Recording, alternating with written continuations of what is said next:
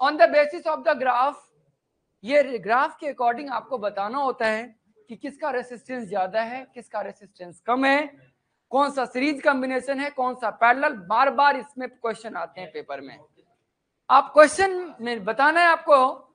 देखो यहाँ पे दिया हुआ है, एक चीज याद रखना, अगर हम टेम्परेचर को इंक्रीज करेंगे, याद रखना, if you will increase the temperature, तो रेसिस्टेंस जो है वो इंक्रीज करेगा।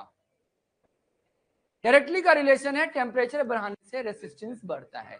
आप लिखो द IV ग्राफ, क्या लिखना है आपको, द IV ग्राफ फॉर ए, देखो ये दो वायर का दिया हुआ है, I और V का ग्राफ दिया हुआ है। Is it clear?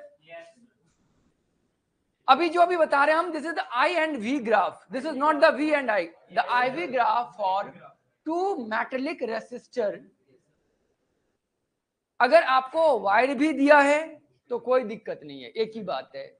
The IV graph for a two wire is shown in the diagram, ये डायग्राम में दिया हुआ है आपको, क्लियर?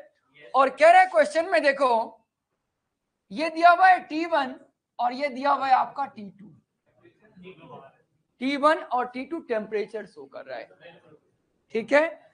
और क्वेश्चन में कह रहे हैं आपको ये ऐसे दिया रहेगा, ये है I1 और ये है I2 और दिस इज द V0। कह रहे कि the IV graph for to wires, okay, is represented by the diagram. ये I1 I2 दिया हुआ है, ये V0 यहाँ पे कांस्टेंट, इतने आपके क्वेश्चन में दिए रहेंगे। कह रहे हैं अब यहाँ पे which of the following relation is correct, T1 greater than T2, T2, C में दिया हुआ है T1 इक्वल टू T2 और D में दिया हुआ है none of these। ये चार रिलेशन आपको दिया हुआ है, आप एक बार सोच के मुझे बताओ कि which of the following relation। देखो मैं एक चीज आपको बता रहा हूं, ध्यान समझना, लिसन केयरफुली। ये I और V का ग्राफ है, on the basis of the I and V graph you can easily find the resistance, आप रेसिस्टेंस इजीली फाइंड कर लोगे। अब देखो एक चीज ध्यान देना, यहाँ पे ये जो V है वो कांस्टेंट रहेगा, ये V की वैल्यू कांस्टेंट रहेगी। तो आपको पता है R क्या होता है, V बाय I होता है। There is an inverse relation, अगर करंट की वैल्यू कम आ रही है, जिसका करंट कम है उसका रेसिस्टेंस ज्यादा है।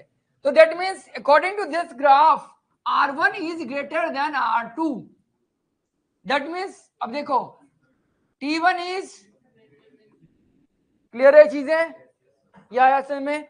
देखो on the basis of the graph you can decide which wire has more resistance, किसका रेसिस्टेंस ज्यादा है, और रेसिस्टेंस का डायरेक्टली रिलेशन है टेम्परेचर के साथ, क्लियर है चीजें?